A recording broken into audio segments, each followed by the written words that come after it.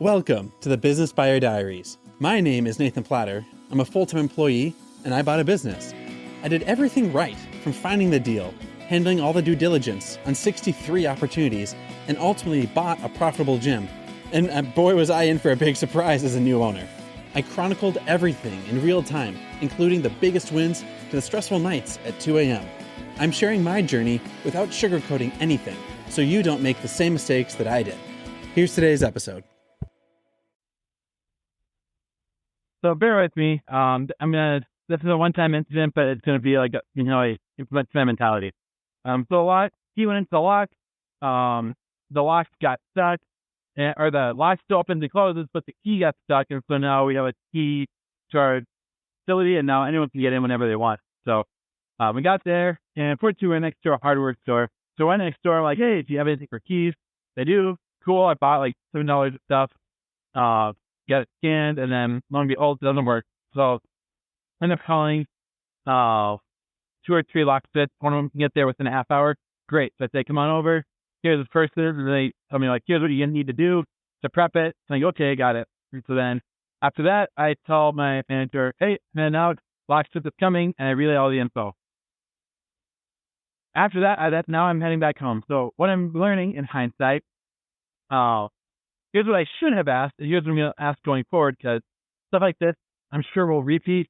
Because one of the farmer owners some years ago was like, hey, welcome to small business ownership, and just coming in to teach a class. I'm like, oh, great. What is this that I'm getting myself into?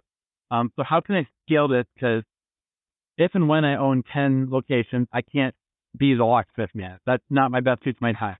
Even if I can do it, I should not do it. And so here are the systems I'm taking away from it.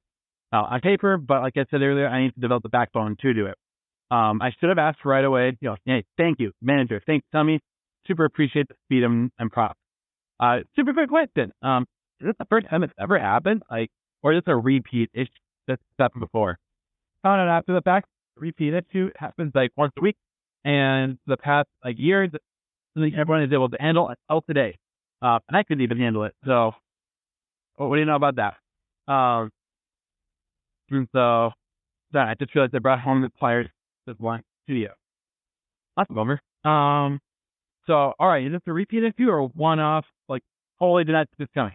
The repeat is okay, good to know. Probably needs a long-term fix. So from there, okay, what's worked in the past? Well, they usually finagle it, or they twist it, or they do the left, right, and then it works. And this time, finagle it, twist it, left, right does not work. Okay, so it's a new issue of it's a new angle on an existing issue. All right, good to know.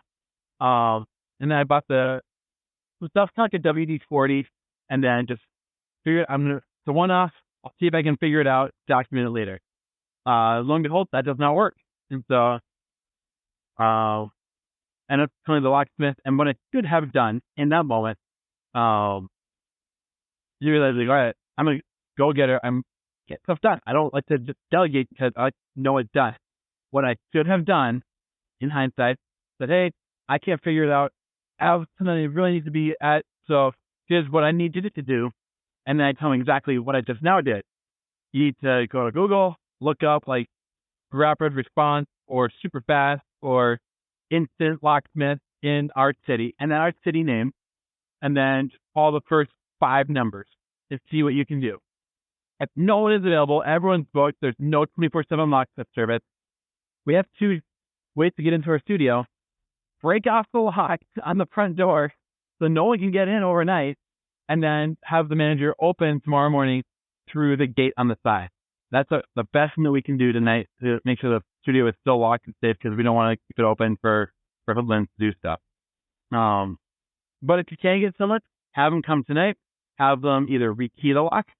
If they can't do that, replace the lock. Or do what they need to do, and then here's where the card is on file to get that handled. That's what I should have told them exactly what I would do if I was going to go ahead and do it. What I did not do, a rookie mistake, is I did the thing mentally in my head and did not tell someone how to handle it or where the spare key is. That's a very important thing. Should have known. So that's what I'm going to do going forward. For something like this, where my physical presence is not required. So if this was a club in another state, there's no way I would be doing this. Because it's closed, I gave into the temptation to do it myself. And that temptation that is not going to serve me growing to 10 locations. That's going to cap my ability to be available for 10 clubs when I'm only available for 2 or 1. And so that's my scaling tip. It's more expensive. Could have gotten the key out. But the moment I heard this is a repeat issue, I should have known right away.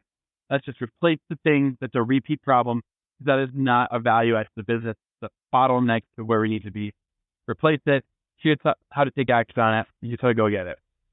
So learning small business, one at a time. You figure it out on your own. But now what I need to do is I need to go document it and tell folks where I documented that thing. So that next time something like this happens, TVs go down, vacuum cleaner's broken, we're out of toilet paper, the door doesn't work. How do they know how to go about fixing it? Because they probably could do the same thing I just did, but I don't want them to have to ask my permission to do what I do. That's what the learning. And now I'm going to head on home.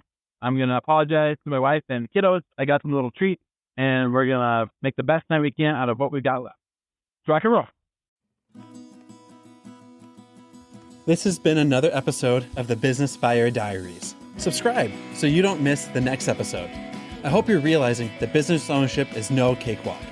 Check the podcast notes for a link to the DIY due diligence program, the complete list of show sponsors, and for media inquiries. Music written and composed by Wes Schrock. I'm your host, Nathan Platter. Join me again on the next one.